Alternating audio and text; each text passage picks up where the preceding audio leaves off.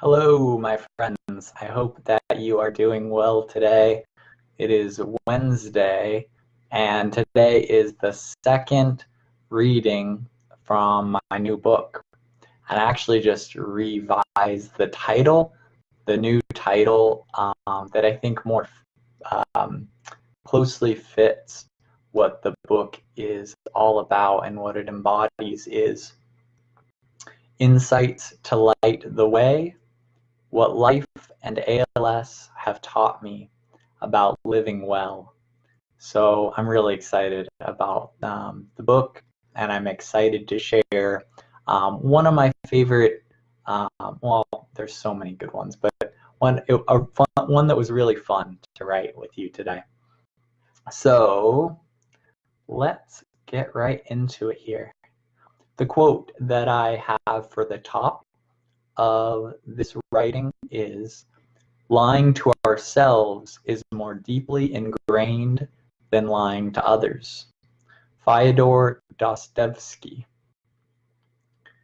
In literary fiction, an unreliable narrator is a character whose words cannot be trusted because their credibility has been compromised. At some point in the story, we recognize that the character, whether known or unknown to themselves, is telling untruths, and that not everything they say is to be believed. It is fascinating that we can read or listen to a story and not know whether we can trust the character that is telling it. As human beings, we are all storytellers, always narrating ideas about who we are and the way that the world works. And this begs the question, when we tell these stories, are we reliable narrators? Can the stories that we tell be trusted to be the truth? I don't think that most of us are trying to lie or be dishonest with ourselves or with others, but we are human. We are built to see patterns and want the world to be shaped in a certain way.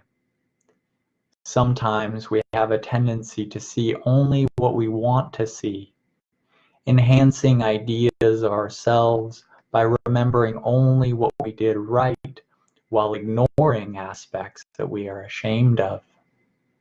We try to hide our flaws in this way, not only from others, but from ourselves. Creating a story of an idealized version of ourselves, and then rehearsing that story again and again until we believe that it's true. At other times, we see in ourselves what we fear to see, even when it's not really there. Fixating on our failures to such a degree that it can feel like we're the worst person who ever walked the face of the earth. At times like these, stories that we spin and pictures we paint of ourselves and the world not only limit our potential, but are ultimately untrue. These stories that we tell ourselves are just stories, of course, and yet they're as real as we believe them to be. Even if the story contains some truth, even if it contains none at all, we tend to believe the stories that we tell from moment to moment simply because we are the ones telling them. There's no shame in recognizing that you are an unreliable narrator, because I am too. It is a powerful thing to come to realize that much of what we tell ourselves simply isn't true. Once we recognize this, it is impossible to go back to believing all of the stories we are weaving in our minds. We begin to question the validity of thoughts previously unquestioned. We start to see that we are both the storyteller and the listener. And as we regain the power to pick and choose what we believe is true, questions begin to arise. In being skeptical of the storyteller in our minds, we start to wonder which stories are better left behind. Where are our blind spots? Areas of our lives in which we tend to distort the truth? And in what ways do these thoughts distort reality? Begin to hold that narrator of yours accountable by checking the facts. Is the story that is being told helping or hurting you? Is it an accurate assessment of reality? Questions such as these aren't always easy, but they are always helpful.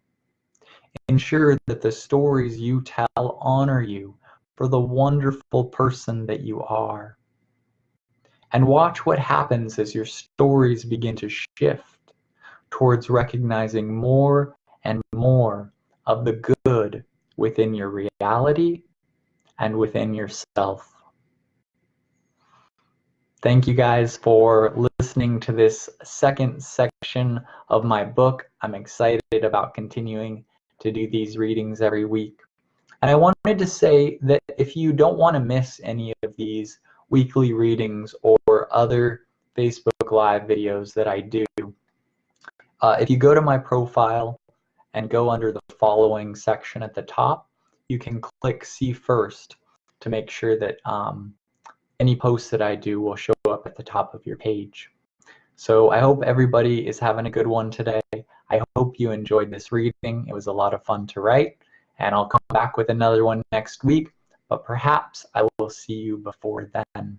Much love, everybody, and I will catch you later. Bye.